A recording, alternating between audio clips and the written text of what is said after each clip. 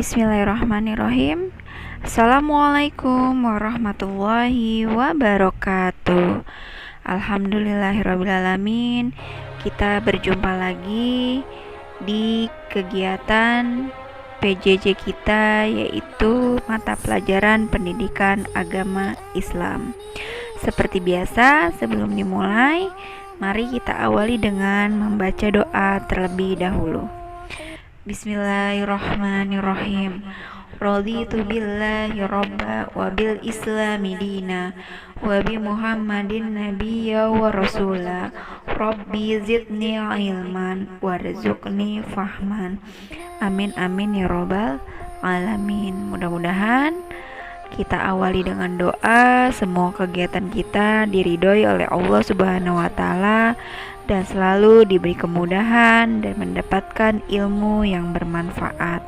Amin amin ya robbal alamin.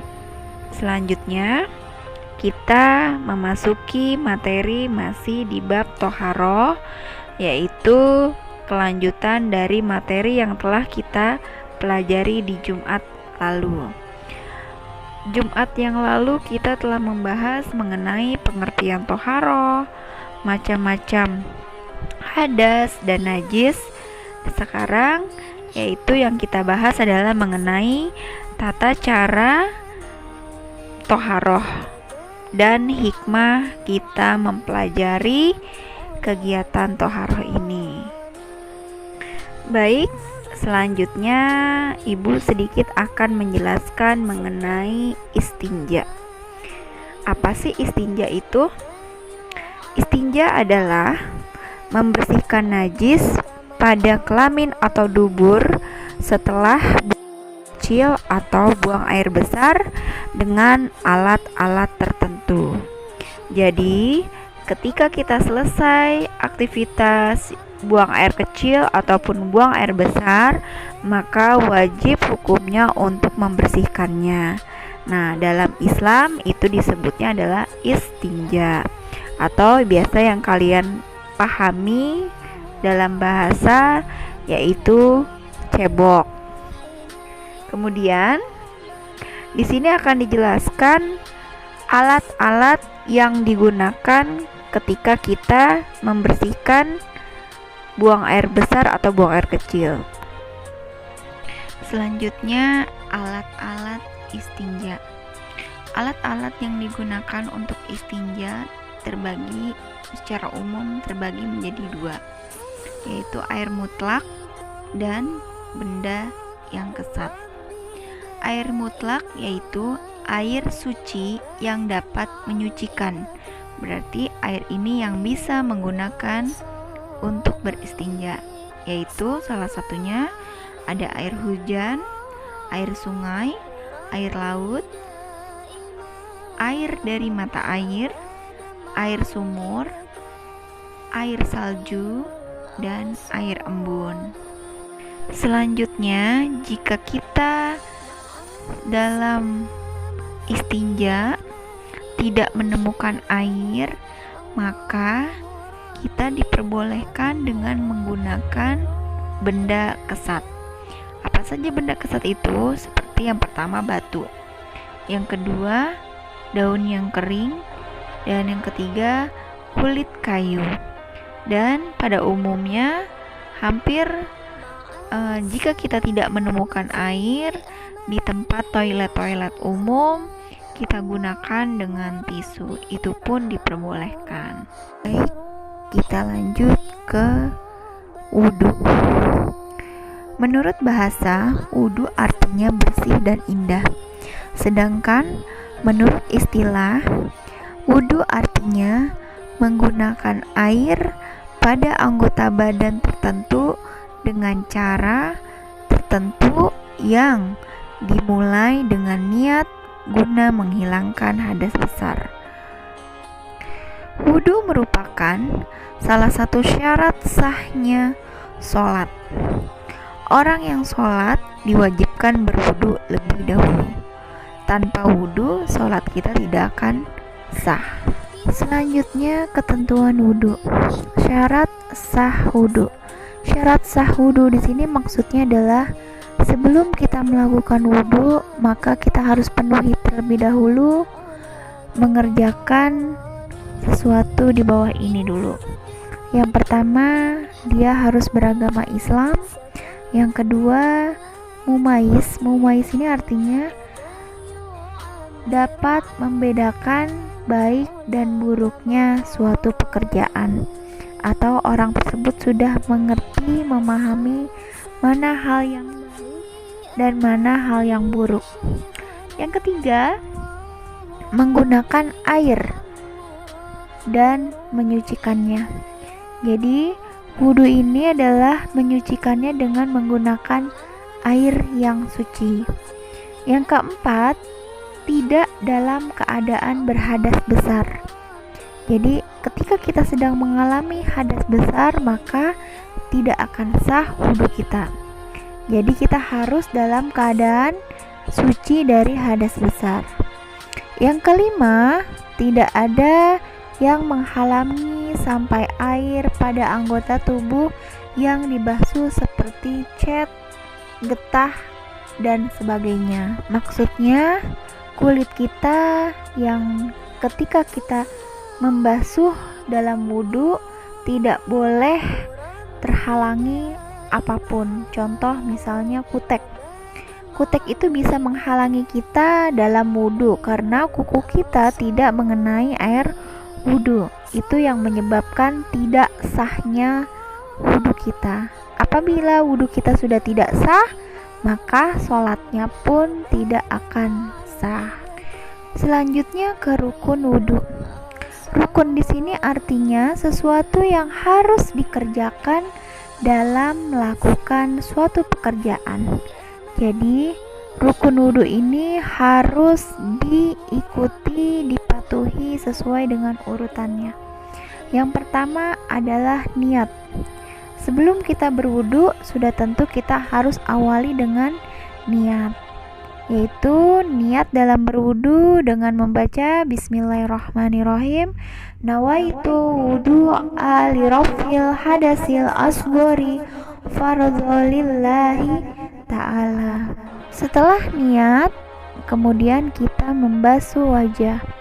Yang ketiga, membasuh kedua tangan sampai siku.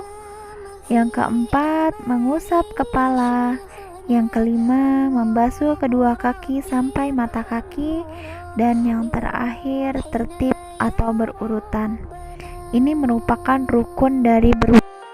Apabila satu saja kalian tinggalkan rukun ini, maka wudhu kalian dianggap tidak sah. Selanjutnya, selain rukun wudhu, di sini juga ada sunnahnya wudhu. Yang pertama yaitu membaca basmalah. Diawali dengan membaca basmalah, dan yang kedua membasuh kedua telapak tangan sampai pergelangan tangan kita, kemudian berkumur-kumur dan menggosok gigi sebelumnya. Yang keempat, istisyak dan istisyaar. Istisyak itu artinya memasukkan air ke dalam hidung. Istisyaar itu mengeluarkan air dari hidung. Kemudian yang kelima, menyela-nyela jenggot apabila memiliki jenggot untuk yang laki-laki. Yang keenam, membasuh telinga bagian luar sampai dalam. Yang ketujuh, membersihkan sela-sela jari, tangan, dan kaki. Kemudian tiap basuhan anggota yang kita wudukan itu dibasuh sebanyak 3 kali dan ditutup dengan berdoa setelah wudhu. Berikut ini adalah tampilan urutan-urutan ketika kita berwudhu dari niat sampai berdoa setelah wudhu. Silakan disaksikan.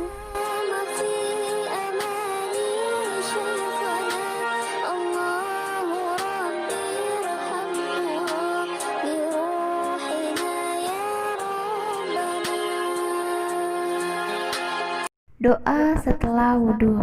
Bismillahirrahmanirrahim. Asyhadu an la ilaha illallah wahdahu la syarika lahu wa asyhadu anna Muhammadan abduhu wa rasuluh. Allahumma ij'alni minat tawwabina waj'alni minal mutatahhirin. Amin. Selanjutnya adalah yang kedua, tayamum. Tayamum secara bahasa berarti kesengajaan atau tujuan. Itu pengertian tayamum secara bahasa.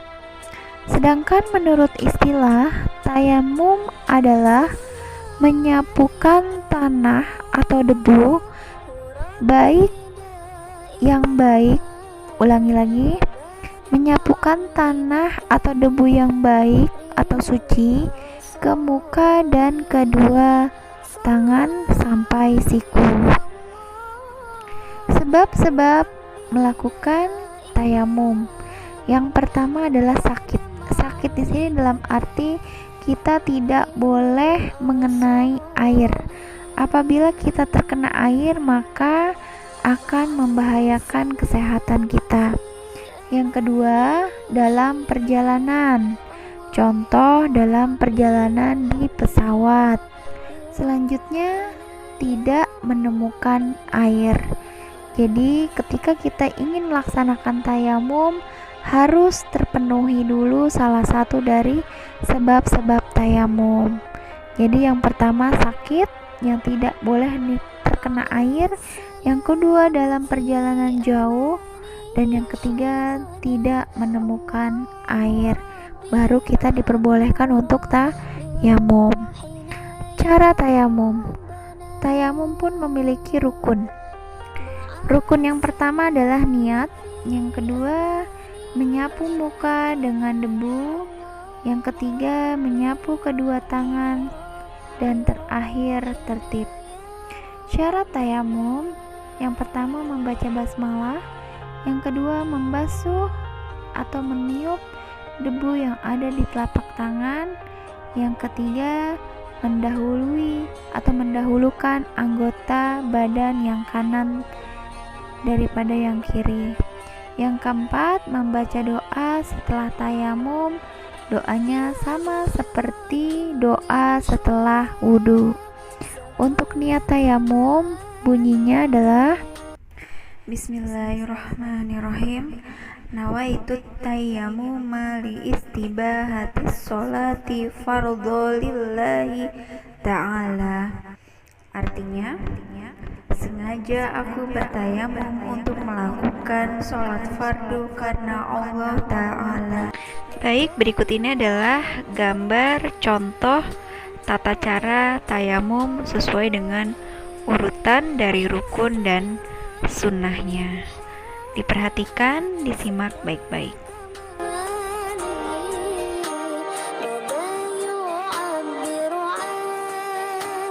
Baik, selanjutnya yaitu tentang mandi wajib atau mandi junub. Di sini akan dijelaskan dari pengertian terlebih dahulu. Dalam bahasa Arab, mandi berasal dari kata al-ghusl, yang artinya mengalirkan air pada sesuatu. Menurut istilah, al-ghuslu adalah menuangkan air ke seluruh badan dengan tata cara tertentu untuk menghilangkan hadas besar. Selanjutnya mengenai tata cara pelaksanaan mandi wajib. Yang pertama, disunahkan kita menghadap kiblat. Yang kedua, berniat.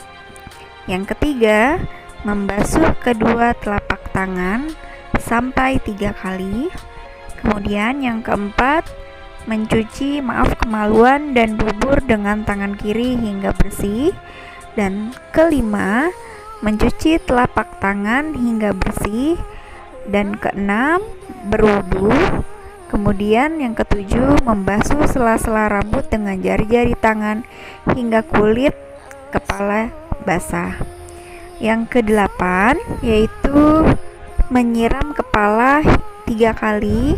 Dan yang kesembilan, menyiram dari kepala ke seluruh tubuh, disunahkan dari sisi kanan terlebih dahulu.